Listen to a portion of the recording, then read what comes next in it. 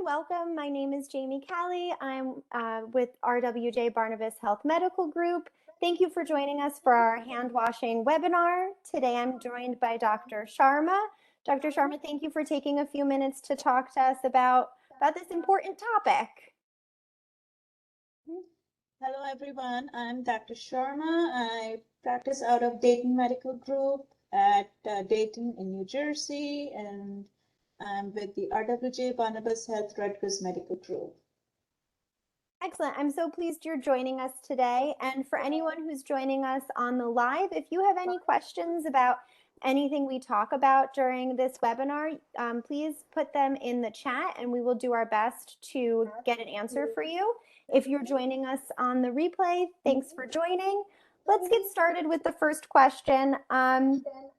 I think this is going to be an easy one, but why is it important that we wash our hands regularly? We have this practice of hand washing.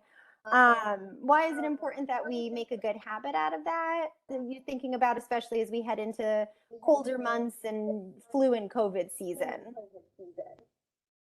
Yep, it's very important because hand washing, even with just the regular soap and water, can take out at least 90% to 99% of all the germs that we come across.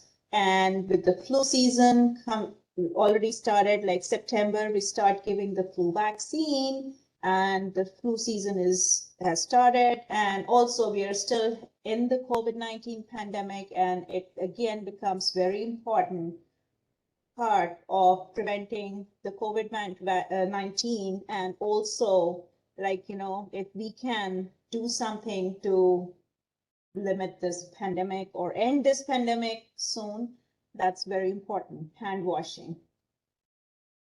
Yes, and it's also important for, aside from flu and COVID, for just general, colds, things like that as well, correct? Mm-hmm. Right, that's true. And it's like, as CDC lists out that we should, there are certain key times that we should be washing our hands, and it's very essential to wash our hands, especially before, during, and after preparing food, or before and after eating food. And if we are caring someone who is sick, then we should wash our hands before and after touching the person, touching any bodily fluids or any substances. And also if we go outside, we come inside the house, the first thing we should do is wash our hands with soap and water. And also after using the toilet, that's very important, at work, at home, and everywhere. And also coughing, sneezing, or blowing your nose, or touching your face. Before that, you should make sure you're washing your hands so that you're not spreading any germs or contacting any germs. Excellent. I think that's a really useful list too, in terms of if you're trying to step up your hand washing, you do it at sort of crucial moments, but you want to make sure as you're going about your day. I think we unconsciously tend to, touch our face and things like that. So the very comprehensive list you give gives us a nice little clue, like, oh, maybe I popped out to the grocery store or something. I should wash my hands when I get home, or, running errands in general, that sort of thing. That's true. That's very important. Excellent. And when we talk about hand washing, what would you describe as sort of proper hand washing technique? Oh, the proper hand washing technique. And nowadays, we have these CDC flyers everywhere, like even in stores, even in offices and everywhere. It has the 5 key steps that everyone should follow.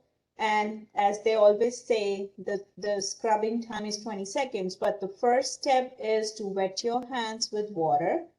The second step will be to use any kind of soap, and get the soap and lather nicely. And the third step will be scrubbing, and the scrubbing should be everywhere. First the right hands, then the back of the hands, in between the fingers, under your nails. And as you know, you must have heard so many times, they say the time for the scrubbing is 20 seconds. And that's the time you take to sing the happy birthday song. And that's, I think everybody has heard many times. So, and you have to do that beginning to end, the scrubbing twice during that time. Then rinse your hands under running water, and then you should wipe your hands dry either with a clean towel or you can air dry them. So those are the 5 steps that should be followed for proper hand washing. Thank you. I always love the happy birthday song as a reminder for how long to be washing. It's an easy one to keep in mind. That's true. And I know hand sanitizers become very popular, especially since the start of the pandemic. Do you have any rules for when is a good time to use hand sanitizer versus soap, or is one better than the other in terms of getting germs off your hands? Well, the universal thing is that washing with soap and water is the best thing. But if you are in a situation where you cannot get to running water or you can't get like soap and water, yes, hand sanitizers are good. But the key element is the hand sanitizer should be an alcohol-based hand sanitizer, and it should have at least 60% alcohol content in the hand sanitizer. Then it said that yes, it will help protect you and get rid of the germs. Yes, it's not 100% and it's not exactly at par with hand washing, but for the time being, until you get to soap and water, you can sanitize your hands. And again, when you sanitize your hands, when you have the gel, make sure you dry your hands. For the gel, it should air dry the hands, the alcohol in the gel should air dry to help kill all the germs. So, but again, the key standard is hand washing with soap and water. But yes, if it's not available, any good hand sanitizer with at least 60% alcohol content will be sufficient for the time being.